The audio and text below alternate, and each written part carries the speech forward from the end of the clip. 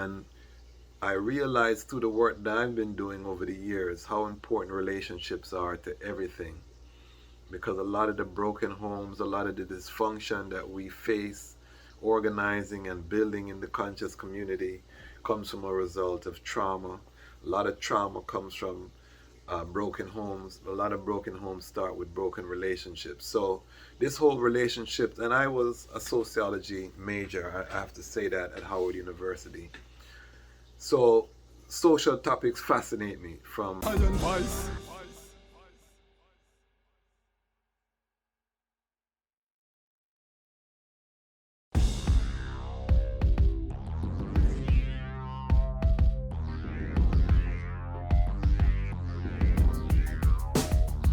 Well, lion voice, tell them that's the people first choice. Lion voice, make the lioness them feel nice. Lion voice, with the lion cubs we sacrifice. Lion voice, got to show the people them the life. Lion voice.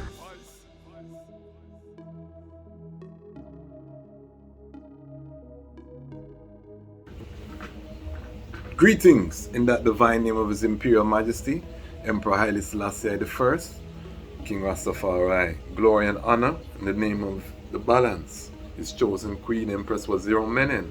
My name is Kwasi Bonsu, aka Dejazmatch Kwasi, aka the Reading Ras, aka Ras Kwasi, aka the Pan-African Happy Man. I'm an entertainment attorney, I'm an author, I'm an artist, and I'm an actionist. And right now, I am the host of the Lion Voice vlog. I'm coming to just present part 2 of the 10 lessons learned from image consultant Kevin Samuels and the 10 ways that Rastafari is different. Just want to give thanks to everyone who has watched part 1. It's one of the fastest performing videos that's been on the platform, and even though our numbers are low, we celebrate our victory. And that's part of the journey as a creative, and I give that advice to all of my clients. Regardless where you are in the journey, celebrate when you have a victory. So I'm very happy to bring part 2 of the episode. We're going to go from 6 to 10. Also, you'll see a little jump cut in the episode for number 9 in reference to how Rastafari is different. Something took place. I think I skipped a number on the original, so we just fill in that part. But again, give thanks to everyone as we grow the channel, as we learn. I don't mind not having the massive numbers right now because we're still working out. I have many trips, I have so much content planned, so many interviews. I'm going to be opening up my network, so you all can, experience some of my superpower, which is this broad network of both the Rastafari community and way outside of the Rastafari community. So stay tuned. We're just getting started, and we've expanded our editing team. So we're definitely going to try to keep it more consistent, and try new things. So if you see the look changing from episode to episode, we're experimenting with different things, different looks. If you like something, drop a comment. I want to just big up all the people who have been taking pictures with their book, Haile Selassie's Ethiopia, out right now. Give thanks for everybody who has been supporting, buying the books. The word of mouth is slowly but surely picking up, and we couldn't do it without the item. Big up Bookman Express for servicing the demand. And everyone, we just give thanks. I just want to take a moment of gratitude. But now I know why you're here. You're here for part 2, 10 lessons from Kevin Samuels, 10 ways Rastafari is different. We're going from 6 to 10. Check it out. Bless it. The 6th standard is that men and women are looking for different things. They're attracted to different things. Asymmetrical attraction, this concept. Women in the modern time, when they're talking about what they bring to the table, they often talk about their money. They talk about their degrees, and you had to drop. I'm a PhD, because to men who are productive and who are dealing with that is not something that attracts them. to woman is a plus, but men are not looking for women with make a whole heap of money. That's not something that is going to be the defining factor as to whether you make a woman your queen or your wife, bring her in your kingdom. Neither. Her degrees, intelligence, yes, degrees, not so much. So different things. And then again, that men are looking for the visual things first, the fit, the feminine, the friendly, cooperative, that men are looking for these type of things as opposed to the degrees, and that women are looking for that stability, these things. So, you know, he definitely did a lot to highlight that to the conversation. 7, that the modern woman has become very masculine. So, you know, a lot of things that men traditionally, this whole concept of the independent woman, the boss, babe, the bad girl, the this, that, and all of them, something there.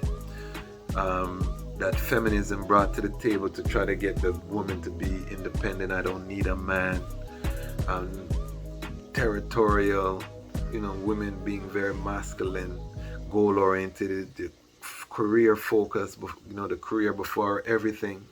This is a very masculine outlook on life, and I think he really highlighted the necessity and the power that femininity can bring to the table. 8, he highlighted that women need to prioritize relationships earlier in life than men. Men have more time to get themselves together, and that brings us to 9, because he made some definitions that I think were helpful to help people to think. He called ages 27 to 35 the danger zone, and by danger zone he was saying that if you are prioritizing marriage and family as a woman because of your biological clock, you need to focus like a laser during this age group on finding your king. And I think that was very helpful, because in modern times, you know, women are encouraged to put career education first. So by the time they're even thinking about that, they might be past, you know, in their 30s, but by the time they stop to really prioritize, and at that time, at the age of 35, is geriatric pregnancy, and it's not the most healthy. So, and he called 35 and over no man's land, because it's very difficult to find these productive men of means. Typically, if you're over 35, because typically these men want to have a family. Now, this was the very triggering to a lot of women, and he was triggering people purposely to get his views up, because one thing you realize in content creation, and he was a marketing genius, controversy is what's going to sell. One of the reasons my channel grows so slow, because we're not really in the controversy thing, and that's an I'm on thing. So it's going to take longer to build for people to find, but once you hit them trigger and people start hate you, people start love you, you polarize, everybody's talking that. So he intentionally hit those trigger points, but I think the ultimate awareness that he was trying to do was that you need to prioritize earlier. Don't get caught up in this prioritizing career, school, and all of these things, and then when you're 35 you're looking for a husband and all the men are, the good men so to speak, are taken. I was married at 29, so overstand. And also he would tell women, you know, if you want to find a man, build from college. A lot of other women from other races find their husband in college and build with him, so that's another option.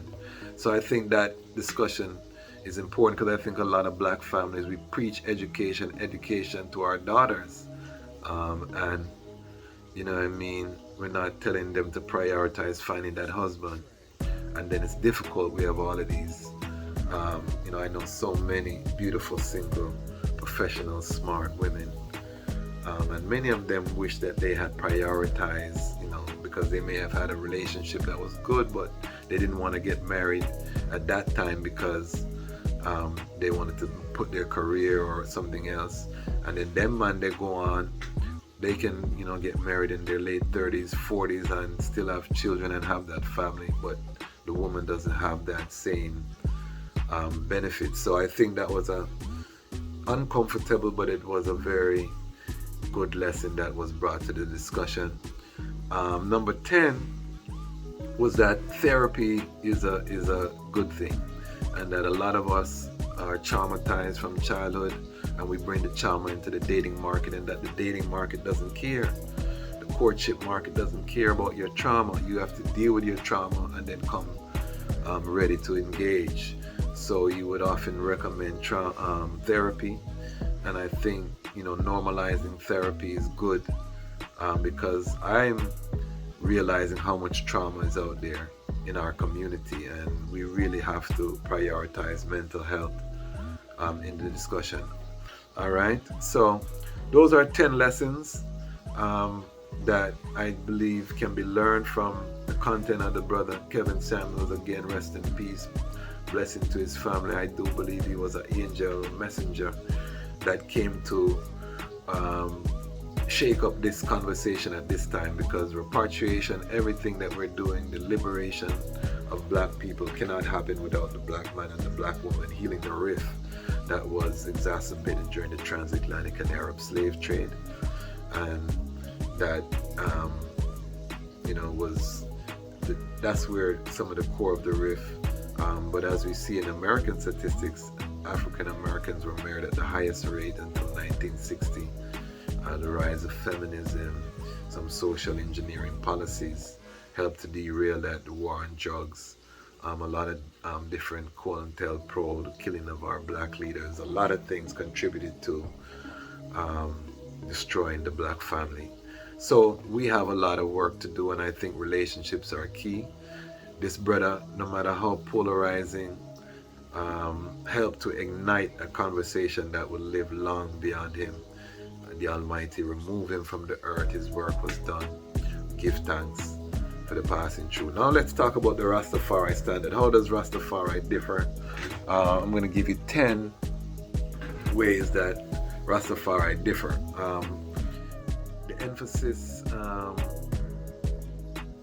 on European standards in terms of cologne. He was big on the colognes and the scents. We would deal more with essential oils and ITAL standards. So that's another thing. That would be number 6, where we would differ, Rastafari point of view. Number 7, advocating being with other women if black women don't cooperate. As a Ras, that's not an option. Our thing is redemption for the black race. So we definitely not gonna leave our black woman. That's our responsibility, and we are here to preserve the root. Now, I know what people are gonna say. You have brethren who have white women. Those are the exception. Those are not the rule. We can't use the exception to prove the rule in general. Rastafari, we are for, when you look at the roots in Marcus Garvey movement, when you look at, the main Mansion, Nyabingi, which was started, You Black Faith, Pinnacle, these movements came out of the yearning of liberation, out of transatlantic and Arab slave trade, and they, seeing that black king crown and the European powers bowing down at a time when they told us we were less than.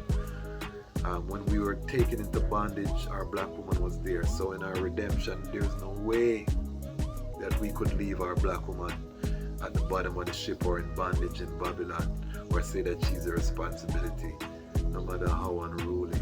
This is a situation that we must rise to together. So that's where we would differ. There's no other option for I and I.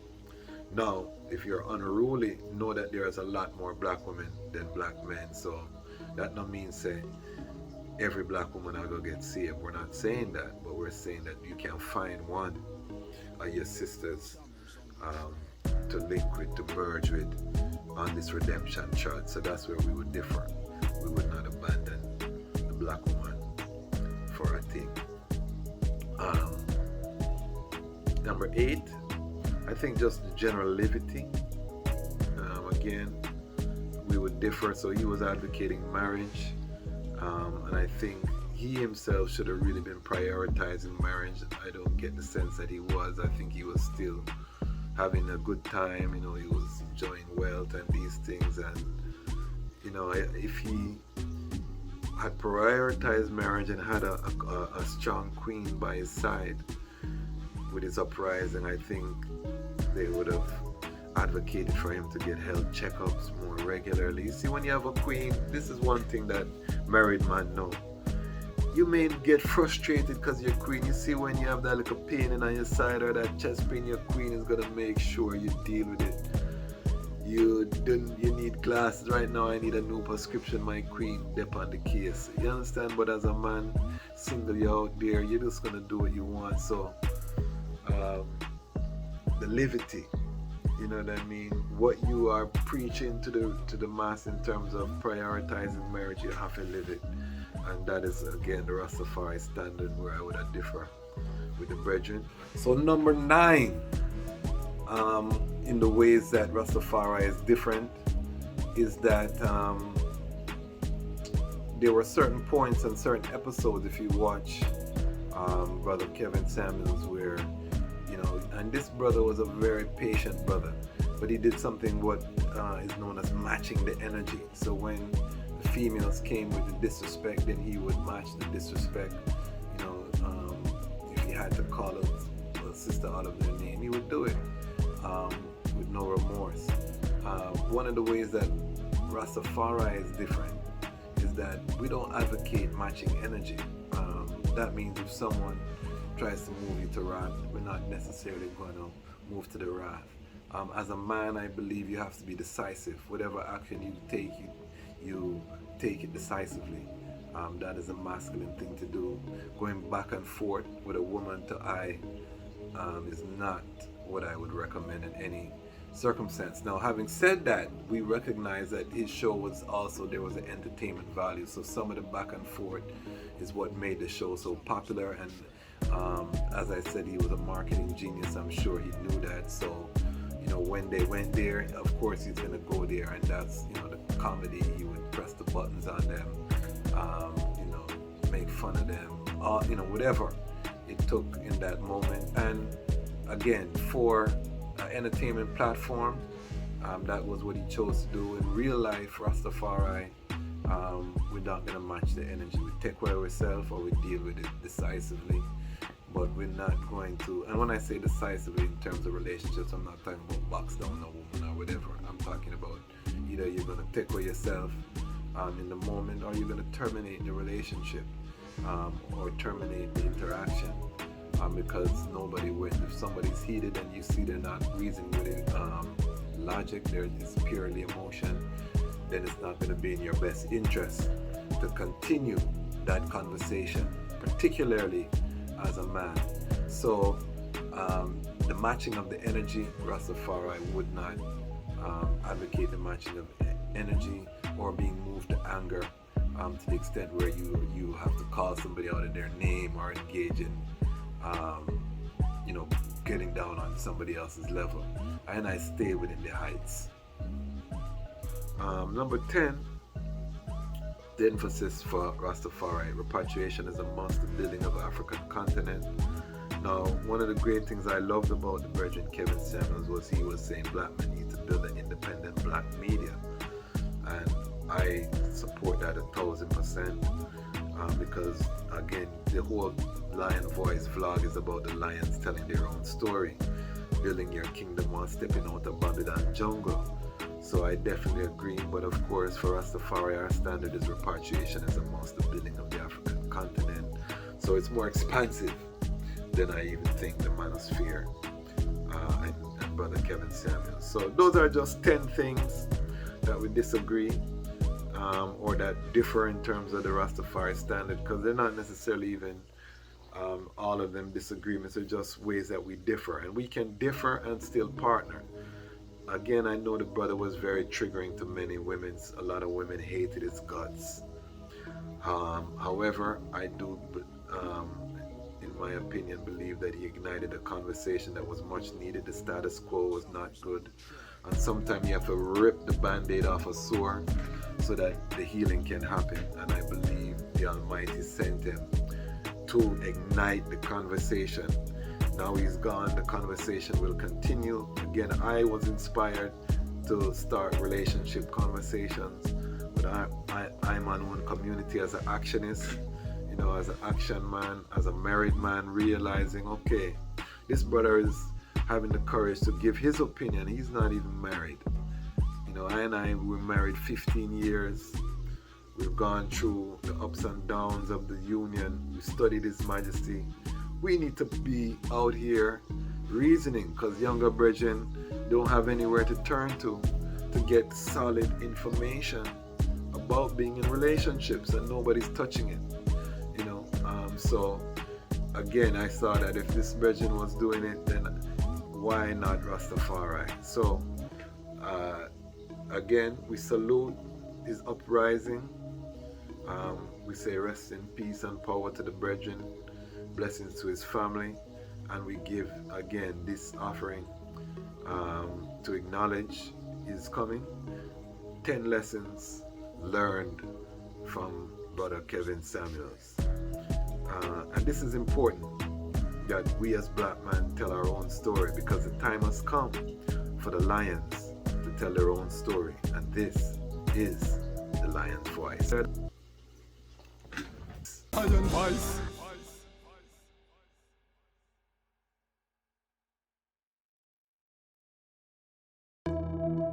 Well, Haile Selassie the first of the Almighty, and this is the Dejazmatch Kwasi. Well, the Almighty granted true love, and some guy go on like say it need remix. And I treat true love like some junk food or some cheese tricks. Well, if the nation for rise, had them people that need fix. And this is the reason why Haile Selassie the first and Empress Menen exists. Hear this. How about this? Some people want fix. Some people them not ready for relationships. Them not know moral code. Them hold pan slackness. Be careful out the road. You a hug and you a kiss and me say. How about this? Some people want fix. Some people them not ready for relationships. Them not know moral code. Them hold pan slackness. Actors and actresses just watch them practice. When she see man now she think about her money. Every weekend she a search for a dummy.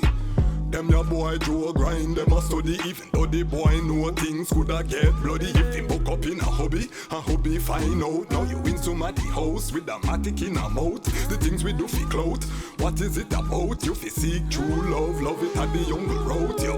How about this? Some people want fix. Some people them not ready for relationships. Them not know moral code, them hold pan slackness. Be careful out the road, you a hug and you a kiss and me say.